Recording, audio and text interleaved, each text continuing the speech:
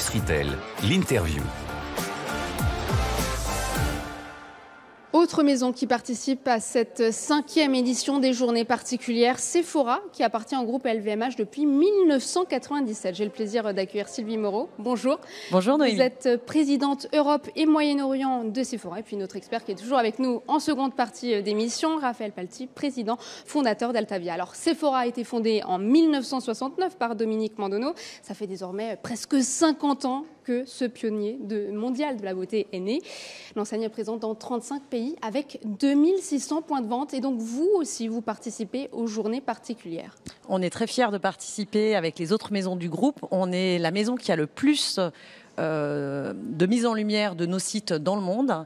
En France, on a donc 3 magasins qui vont avoir une expérience un peu VIP, notamment avec des masterclass pour coacher nos consommatrices. Et puis on ouvre aussi le siège mondial à Neuilly-sur-Seine pour montrer l'ADN de la marque et puis faire découvrir la Sephora Université, qui est notre université maison, qui permet de former nos conseillères de vente. C'est un métier d'exception pour nous, la vente. Et donc, on a 10 000 formations par an qui sont faites soit en e-learning et soit en présentiel. Et donc, on est très, très fiers de ces compétences qu'on donne à nos formateurs. C'est vrai que le savoir-faire, c'est aussi ces métiers du groupe LVMH et ses activités. Donc, retail, c'est votre principal atout chez Sephora.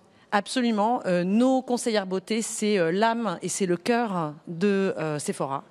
Et c'est un métier d'exception, comme je le disais tout à l'heure. Et on permet en fait d'offrir non seulement un métier à nos employés, mais aussi des carrières.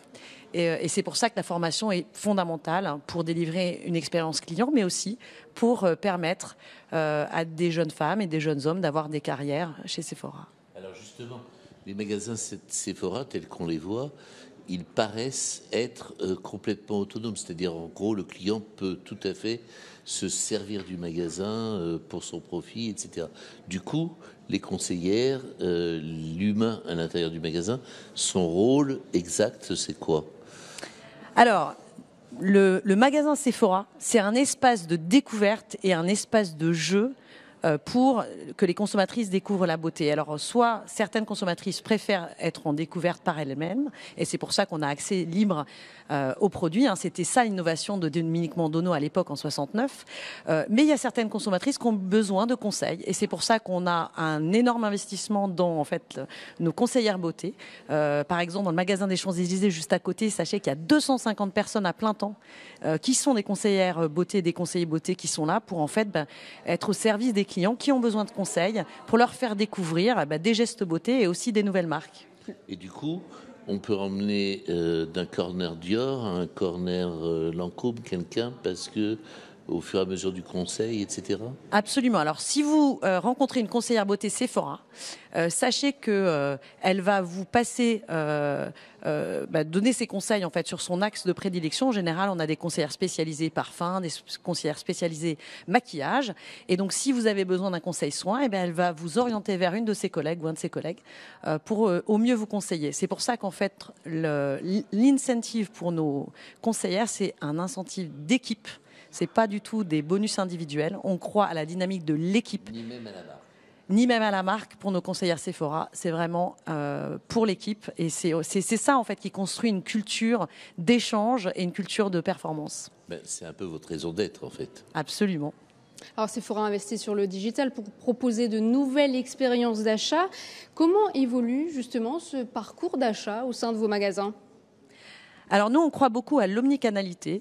Alors l'idée, c'est que le cœur, l'expression absolue de Sephora, c'est évidemment un magasin avec ses conseillères beauté, mais de plus en plus, il faut permettre un parcours client qui lui permet de commander où qu'il soit, comme il soit sur la plateforme qu'il choisit. Et pour certains, l'e-commerce est un choix.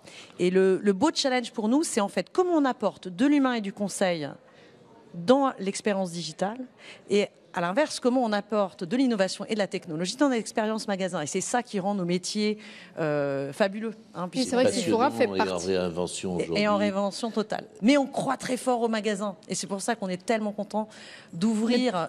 Pour vous, c'est important aussi de développer le M-commerce, donc l'application mobile, parce qu'il y a toute cette jeune génération, la génération Z, qui adore Sephora. Ça fait partie des enseignes préférées des Français. Alors comment vous faites pour développer une expérience sur application mobile ? vous développez le gaming, le métavers, expliquez-nous.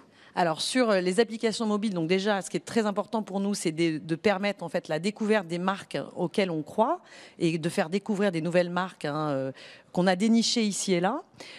On est là aussi pour leur faire de la prescription et de la personnalisation.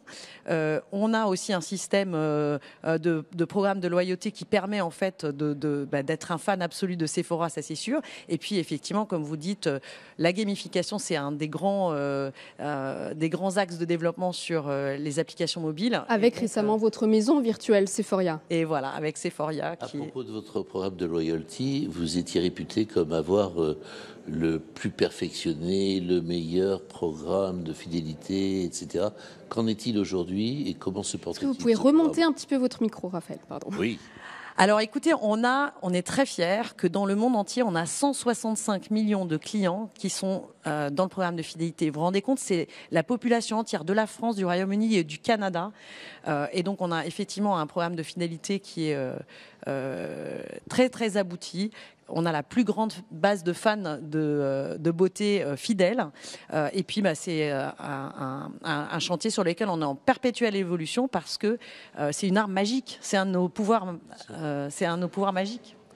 Le e-commerce versus le magasin physique, c'est quoi en proportion du chiffre d'affaires? On va dire à peu près 15%, 85-15%. Oui. Et ça a tendance à un peu abaisser comme d'autres ces derniers mois?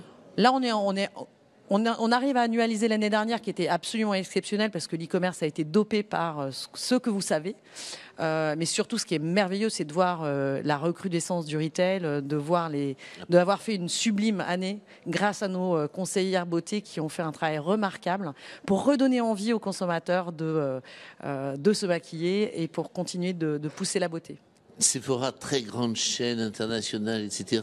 Quid des produits un peu plus naturels, des petits producteurs, des découvertes, des artisans, etc. Alors, comment vous laissez la porte ouverte à ces gens-là? Alors nous, notre spécialité, c'est ce qu'on appelle la curation. On est là pour donner l'offre la plus spécifique, la plus exclusive possible et aussi de dénicher des nouvelles marques. Donc on a une équipe qui s'appelle, c'est les merchants, qui sont là qui ont un flair absolu et qui nous permet de découvrir des nouvelles marques. Alors, et ce qui est merveilleux, c'est quand on arrive à découvrir une marque, par exemple Huda Beauty, qui est dans le top 10 maquillage partout dans les pays en Europe. Huda, elle a commencé en vendant des fossiles à Dubaï. Elle a vendu chez Sephora et puis on lui a permis en fait de développer sa marque. Donc ça, on est des dénicheurs de talents, des dénicheurs de marques, et on a sur la naturalité un programme qu'on appelle Good For, qui en représente à peu près 30% de notre assortiment, qui permet en fait de coacher nos consommatrices vers 3 axes qui sont importants pour nous. La neutralité par rapport à la peau, d'une part, ce qui est le meilleur, le moindre impact environnemental, et puis Good for Vegan, donc parce que c'est une grosse tendance que la Gen Z nous demande. Peut-être une dernière question. C'est vrai que vous êtes numéro 1 en France. En France, vous êtes très présent donc en France, aux États-Unis, moins dans le reste de l'Europe. Si on prend par exemple notre voisin suisse, c'est la marque Douglas qui se démarque et qui appartient au groupe Nocibé. Comment se déployer dans le reste de l'Europe? Comment être plus présent? Alors écoutez, notre émission tombe à point puisque lundi, on lance l'Angleterre, le Royaume-Uni. Et vous avez racheté donc le pure player britannique. Voilà, on a racheté un pure player britannique pour justement fil unique qui va nous permettre en fait de capitaliser d'une part sur notre modèle Sephora, mais sur leur connaissance de la consommatrice du Royaume-Uni. Et on a des grosses ambitions on y arrive avec humilité. Mais on a des grosses ambitions sur ce qui est le 5e marché mondial de la beauté. Donc, la belle success story Sephora n'est pas loin de s'arrêter. De bonnes perspectives à suivre. Merci beaucoup. Une dernière question, Noémie. C'est quoi votre différenciation exactement vis-à-vis de vos concurrents, Marionneau, Douglas, Nocibé?